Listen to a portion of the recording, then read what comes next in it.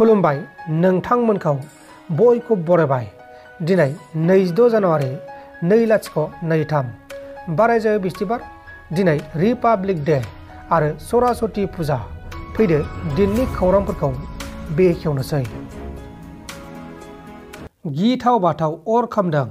कामरुप डिस्ट्रिक्टनि सिङाव थानाय पलासबारि टाउनाव मैया फुंनि 7:30 रिंगासो समाव मोनसे कम्पानियाव गिथाव बाथाव अर खामदों। उनाव जाथायसालियाव गं 30 अर खोमोरग्रा गारिया फैनानै अरखौ खोमोरनो हादों आरो बे अर खामनाय जाथायाव गोबां लाख रांनि मुवा बेसादफोरा खामनानै सिलिंखार आरो थेर बेथेर जादों। नाथाय बे अरा गिबियाव माबोरै खामखो बिनि गुबै जाहोनखौ दासिमाव मिथिनो मोननाय जायाखै। दा बे जाथायनि सायाव नायबिजिरनाया सोलिगासिनो दङ। गुवाहाटी नोगोरमानि सिङाव थानाय फेन्सि बाजार ओनसोलनि गंसे हटेलनि रुम सिङाव सासे आइजोखौ थैना थानाय थासारियाव बोखांनो हादों आरो बे जाथाया रानसास मुंनि हटेलाव जादोंमोन। रिपर्टनि बायदिब्ला आइजो आरो बे आइजोनि फिसाया थांनाय 14 जानुवारि खालारनिफ्रायनो हटेलाव थादोंमोन, नाथाय हटेलनि रुम सिंनिफ्रायनो बांद्राय बायजोआव ओंखाराखैमोन आरो आइजोनि गोथै सहखौ मोननाय समाव बे आइजोनि फिसाया रुम सिङाव गैयामोन, अदेबानि रुमनिफ्राय खारना दंमोन। गुबुन फारसेथिं हटेलनि मानसिफोरा बुंनाय बायदिब्ला रुमा साननिफ्रायनो बायजोनिफ्राय लक जाना दंमोन। उनाव हटेलनि मानसिफोरा हटेलनि एक्सट्रा साबिजों बेखेवनानै नायनाय समावसो जाथाया सोराङाव फैदों आरो पुलिसनो खौरां हरनाय जादों। उनाव पुलिसा जाथायसालियाव फैनानै गोथै सहखौ बोखांनानै पस्टमर्टेम खालामनो हरनानै जाथायनि सायाव नायबिजिरनाय जादों। लोगोसे बे आइजोखौ गावनि फिसायानो बुथारदों होननानै सन्देह खालामनाय जादों। बे समाव बिसिखौ पस्टमर्टेम खालामनानै फिसायखौ नागिरगासिनो दङ। थैनाय आइजोनि मुङा जाबाय तासमिना खातुन। गाबोन समफोरनि गेजेरावनो ब्रिटिशनि बारग' गायखुंगिरि हाग्रामा बिथाङा हमजानो हागौ।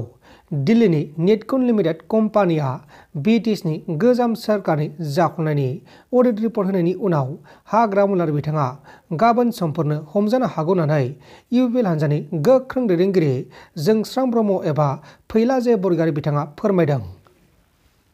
नुवाखैमोन, जायखौ जों जेबो मिथियामोन। दिनैसो मिथिबाय, दिनैसो नुबाय। दाखालि नोंथांमोना नुदों निश्चय निउसावहाय 2900 बेसेबांबा कौटि थाखा दिनै हाग्रामा महिलारियाव फल्स माखासे माबाया ओंखारनानै दङ अडिटआव। बिथाङा हयथ' बावैसो साननि उनावहाय हयथ' हमजानोबो हागौ। नाथाय दिनै जोङो इउपिपिएल सरकार सालायनायनि उनावहाय नोंथांमोना बयबो मेगनजों नुदों। जोंनि बिटिआरनिल' खोथा नङा, आसामनिल' खोथा नङा, भारतनिल' खोथा नङा, दुलाराय बुहुमावनो कर'ना भाइरासनि थाखाय जेबो खामानि मावनो हायाखै। आयेननि बेरेखा पिस्तल बानायग्रा कम्पानि बेखेवदोंमोन। उत्तर प्रदेश रायजोनि मिरुताव एसटिएफ बिफाना गोख्रों सिग्रोमनानै आयेननि बेरेखा पिस्तल बानायग्रा गंसे फेक्टरि हमदों आरो बे फेक्टरिनिफ्राय गोबां पिस्तलफोर, रांफोर आरो पिस्तल बानायग्रायाव बाहायग्रा मुवा बेसादफोर बोखांनो हादों। लोगोसे बे जाथायावनो लोब्बा थानाय सासे दायनिगिरि दुथांखौबो एरेस्ट खालामदों। हमजानाय दायनिगिरिनि मुङा जाबाय आसलाम। लामा गेजेरावनो गावनि असे बिसिखौ दांख्लाब सुख्लाब खालामदों।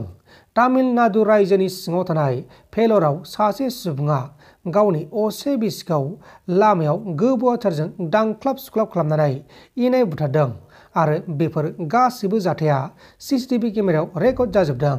बुथारजानाय बिसिनि मुङा जाबाय पुनिता। पुनिताया मोनसे जटा कम्पानियाव खामानि मावगासिनो दंमोन आरो बुथारग्रा दुथां फिसायनि मुङा जाबाय जयशंकर। उनाव बे जाथायखौ पुलिसा खौरां मोननानै जाथायसालियाव थांनानै जयशंकरखौ एरेस्ट खालामनाय जादों।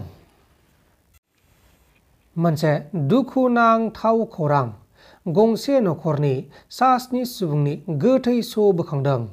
महाराष्ट्र रायजोनि पुणे डिस्ट्रिक्टनि सिङाव थानाय पारगावनि दालां साखाथियाव गंसे नखरनि सा 7 सुबुंनि गोथै सहखौ दैमानिफ्राय बोखांनो हादों।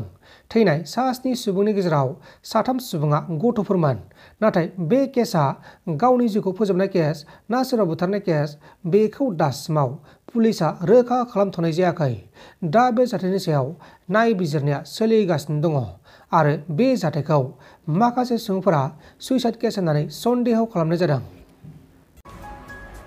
नोंथांमोन दासिमनि माखासे खौरांफोरा बेखिनिनोमोन। बेखिनिसिम नायनायनि थाखाय नोंथांमोननिसिम रोजा रोजा साबायखर। गोजोन्थों। एसेनोसै। जै बर' हारिनि।